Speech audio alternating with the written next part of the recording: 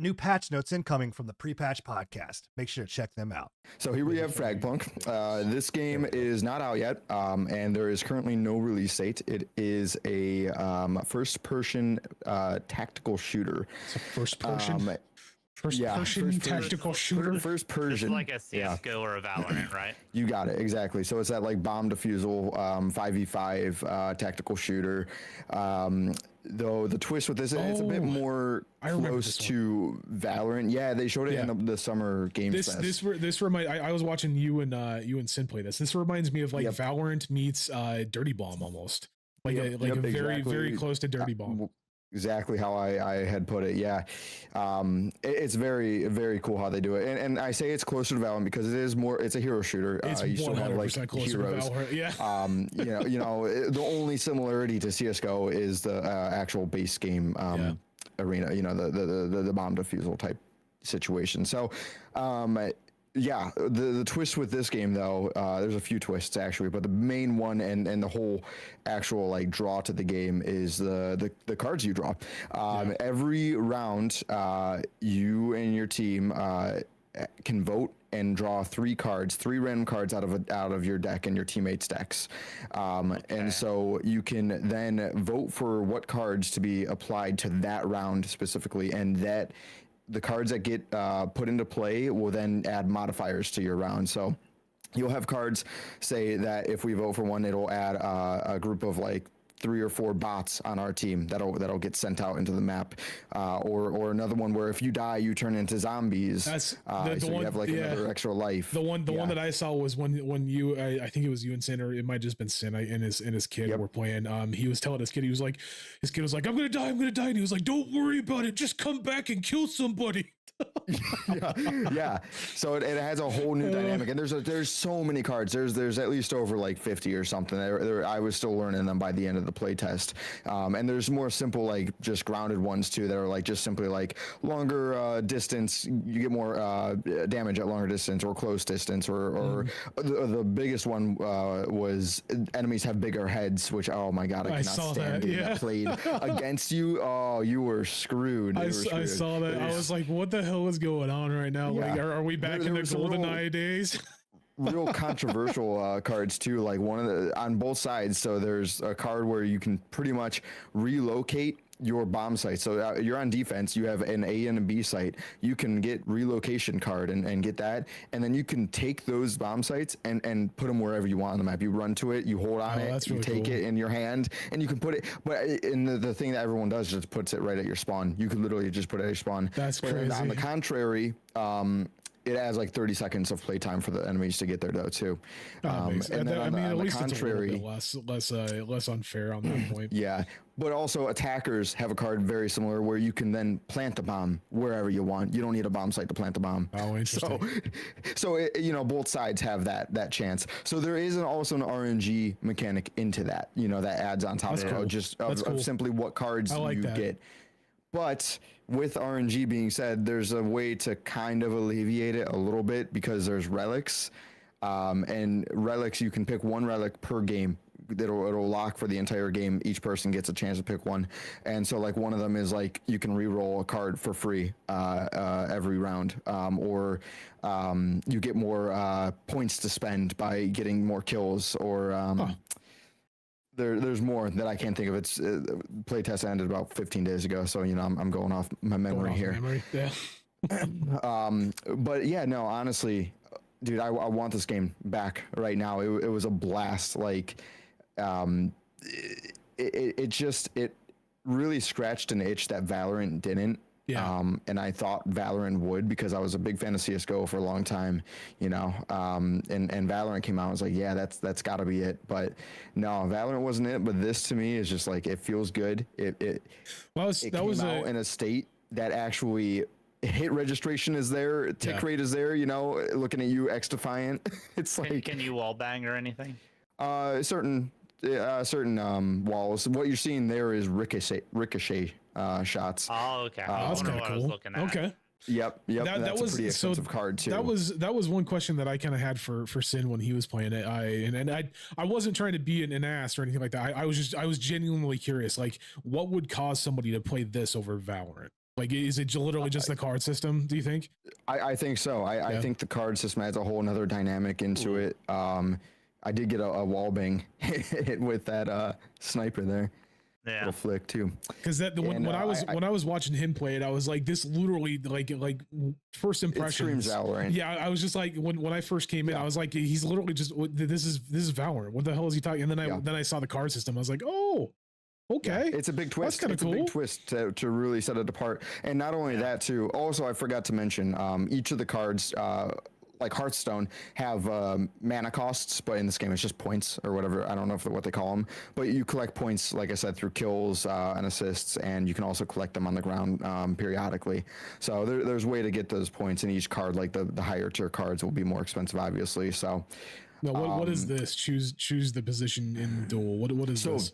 Exactly what I was going to get to. The game is overtime. It's overtime now, 3-3. It goes best of 7. And so this right here is at overtime, you and your other teammates all pick a position 1 through 5. And the other team is also doing the same thing. They're also picking 1 through 5 positions. And then it turns into 1v1 battles. It's a 1v1. It turns into 1v1 battles. That's awesome. So you have to win through the entire thing. You have to kill all 5 of them, or your teammates have to all win their battles. The coolest thing though is it's almost like a gauntlet style. So say I am in position 1, where I am in this game. I go up against their position 1. I win, and I win with like 50 health. I then go into that second game. I go and now I'm facing their position 2. With and if I win health. that, Do you heal? this character I can heal. You don't heal any other time. You can't heal, but this character I'm playing, I actually can heal. So that's the one reason I pick him. So I'm at an advantage in that part. But everyone can still use all their other abilities and whatnot.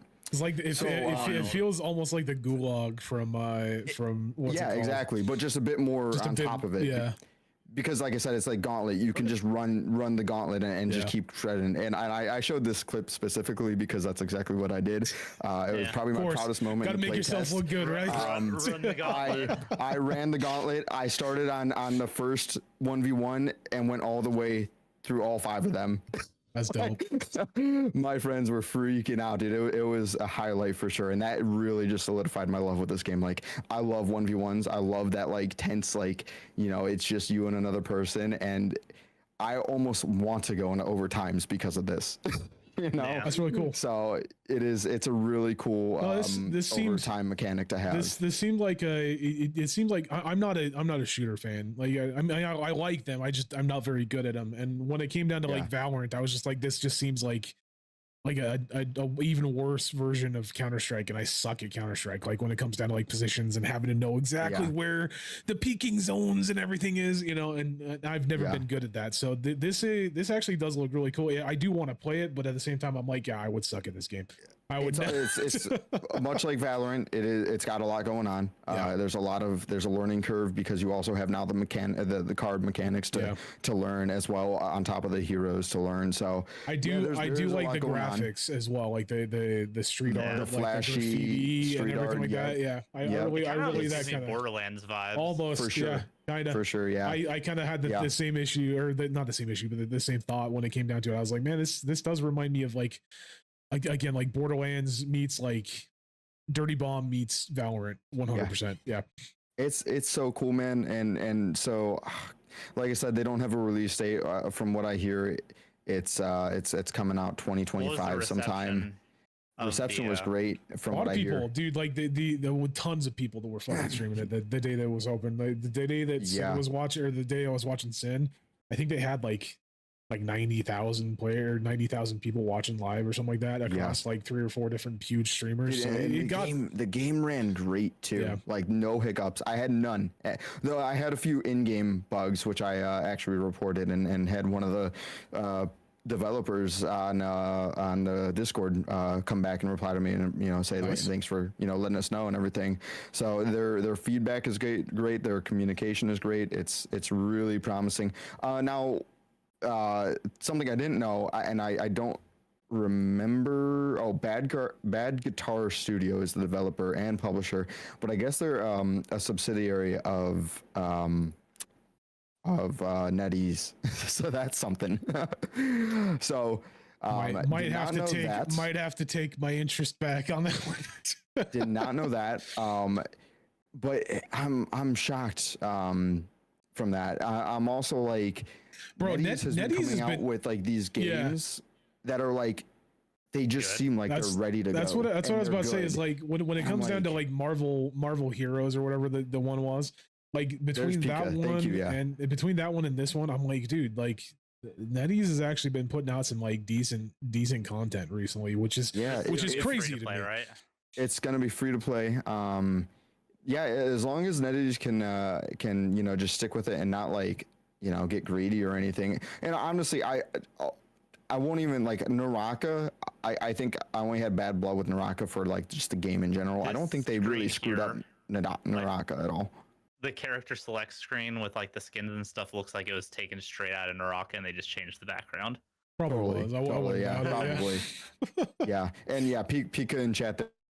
I appreciate your information with that NetEase find, because I didn't know that even while playing the playtest. Yeah. But yeah, they're just like this Marvel Rivals and a bunch of other games. Like they're coming out with like these playtests. Been doing good, man.